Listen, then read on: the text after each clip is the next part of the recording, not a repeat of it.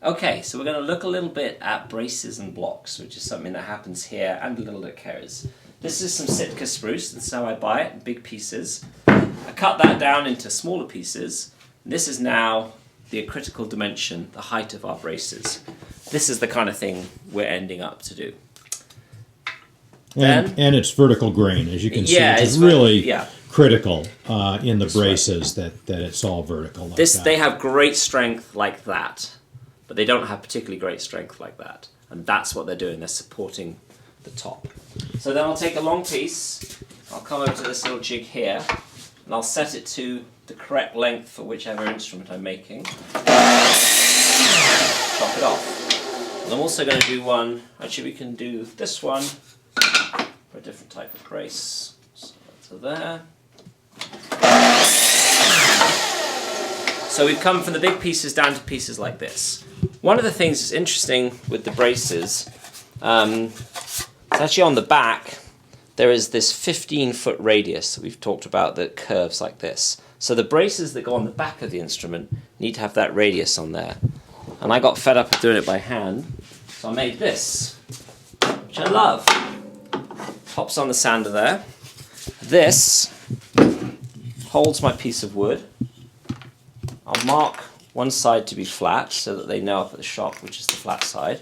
Flat side goes down, centers on my little marking jig there.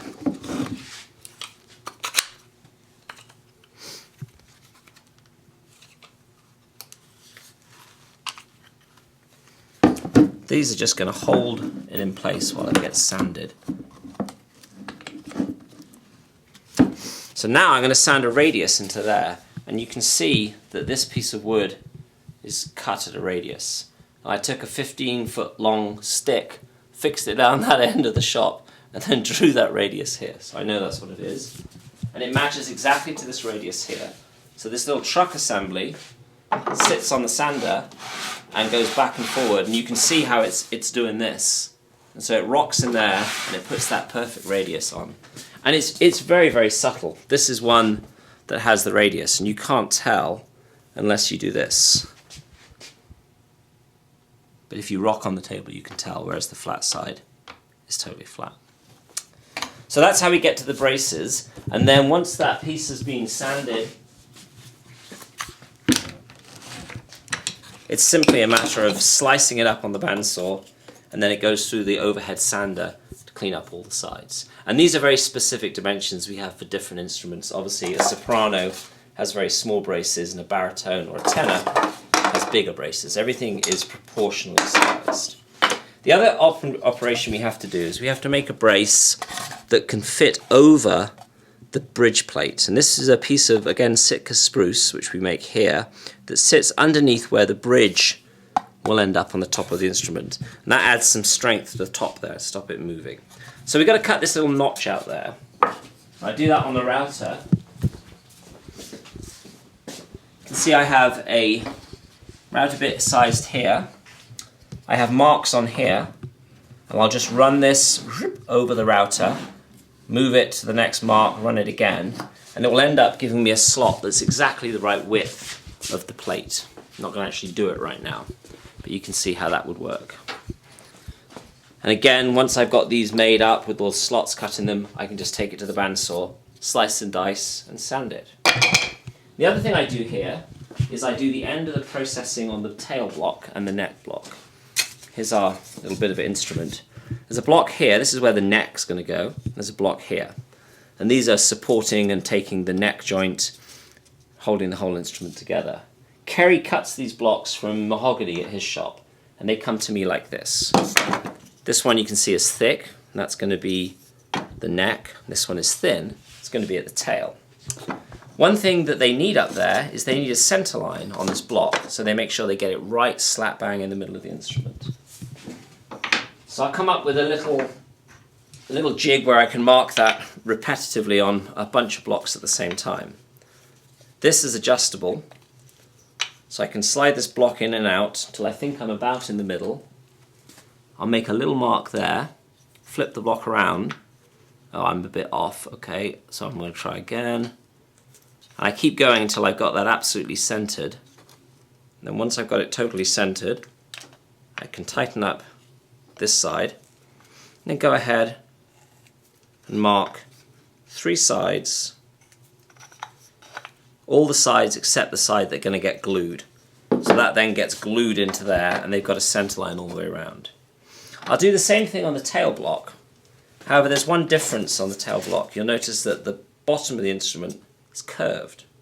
So we need to put that radius curve into the block. And I have here that actual radius, and it's not a 12-inch radius, it's not a 15-foot radius, it's its own radius, and it's different for different instruments. Okay, so I'm going to use this little jig here to mark, to lay out, put that on there, mark that radius. So now I have a line to work to. Again, I'm not going to do this operation because it's very, very noisy, and Gordon doesn't like that. This hooks up to my vacuum cleaner, and it creates a suction which sucks that block, holds it there, so I don't have to touch it. It will hold it in place. And then I'll turn on the sander, down it goes, and I can just go and sand that radius into it. And I'll watch this edge here, and as long as my sanding line still stays parallel to this cut line, I know I'm in good shape. So once they're done like that, they all go up to the main shop. So that's how we do blocks and braces. And the good thing, I talked about blocks and braces. I did a walk through the shop, and I talked about those as being parts. Right. And said, you know, with our process, when we pull something from a drawer, it needs to be perfect and ready to go. Right. And so the great thing about what you're doing is it gives us just that. Yeah, a lot of consistency. And both Kerry and I, through all these processes, I mean, I think Rick Hewlett summed it up best when he came one time. He said, oh, you're just taking big bits of wood and making them into little bits of wood. And we do, but we look at stuff the whole time. So here's one out of the trash that I worked on yesterday. And it was a little bit wobbly. In fact, that one didn't look too bad. I don't know why that one went in. There's a bunch in here that were horrible. Yeah, I can see a big gap over there. You won't be able to see it on the camera. But when I'm doing an operation like this, I can tell very quickly. Oh, actually, you can see there. Do you see that big gap at the top? That's hard to see on the camera, I think. Well, you can see how it's wobbling. Yes. You know, that's enough out that would really mess them up.